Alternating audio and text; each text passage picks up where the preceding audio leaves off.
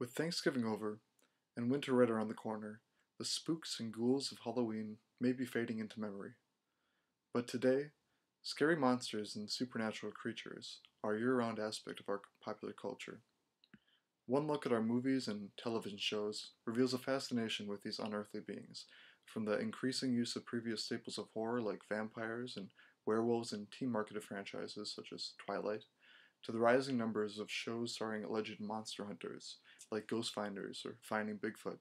It seems obvious that supernatural creatures won't be retreating into obscurity anytime soon. At first, it would seem the modern awareness of their place in fiction is responsible for the current rampant popularity. With their adaptation and reinvention into fantasy, the previously frightening monsters of folklore have apparently lost their teeth. But there remains something in these mythical creatures that has the power to terrify us.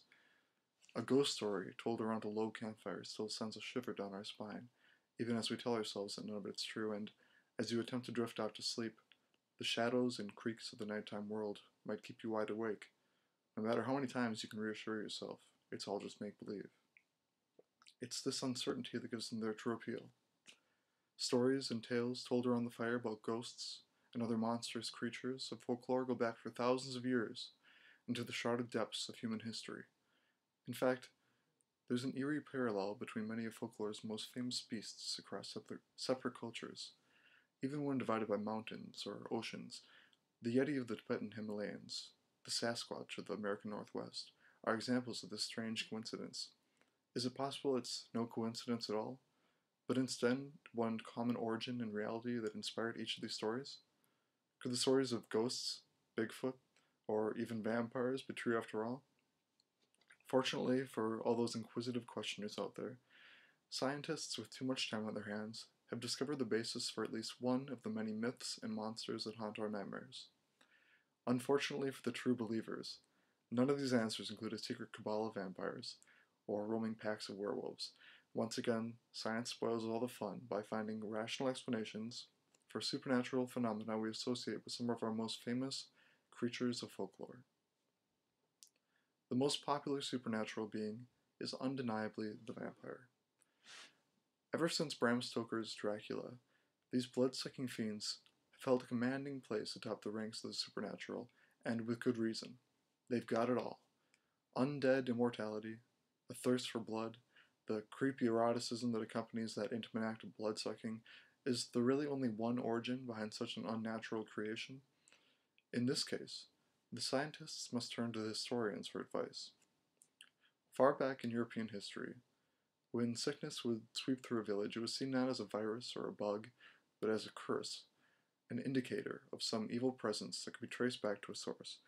For the superstitious villagers, the simplest explanation was often that some recently deceased individual, who may or may not have been particularly liked in life, was the responsible party. If driven by fear to the point that they dug up the grave in question, the evidence they might find there would confirm that their suspicions that the suspect was in fact not truly dead, and inspire the first aspects of the mythical beings we recognize today as vampires. It's now common scientific knowledge that after death the hair and fingernails of a corpse may continue to grow for a short period of time, and as liquid evaporates from the decaying body, the gums would shrink, drawing back from the teeth and inspiring the fangs of our modern vampire. Upon digging up the body, this change in appearance would be enough to convince our ancestors that the suspect in question was in fact the undead being responsible for their current plight, a creature risen from the grave to fill the horrors of the night. Today, we have access to knowledge that the people who created our folklore never had, and they were forced to fashion their own explanations for the mysteries of life. It's possible, even probable, that other myths and legends came from a similar desire to explain the mysterious.